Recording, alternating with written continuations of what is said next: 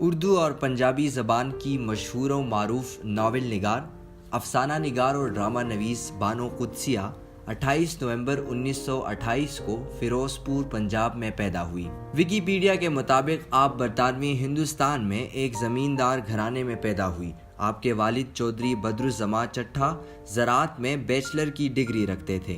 ان کا انتقال بانو قدسیہ کی چھوٹی عمر میں ہی ہو گیا تھا، جبکہ ابھی بانو قدسیہ محض 3.5 برس کی تھی۔ تقسیم ہند کے بعد وہ اپنے خاندان کے ساتھ لاہور آ گئی۔ لاہور آنے سے پہلے وہ مشرقی بھارت کے صوبہ ہماچل پردیش دھرم شالہ میں زیر تعلیم رہی۔ بانو قدسیہ نے مشہور ناول و افسانہ نگار اور ڈرامہ نویس اشفاق احمد سے شادی کی تھی۔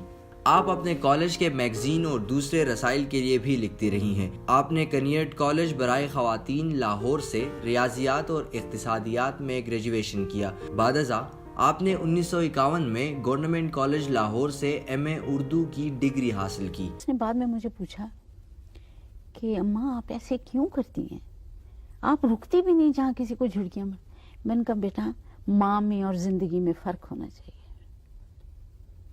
بہت اچھی بات۔ ماں کو ہر چیز معاف کرنے والے کے درجے پہ ہے، جیسے اللہ نے پرورش کی ہے ہم کو معاف کرتا ہے، صبح شام رات دوپہر، ایسے ہی ماں کو ہونا چاہیے۔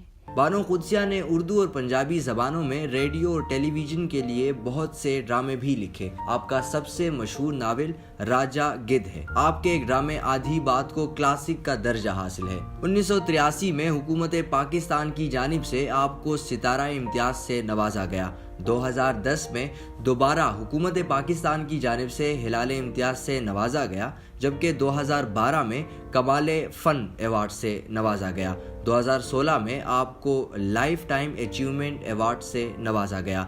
آپ 4 فروری 2017 کو وفات پا گئی۔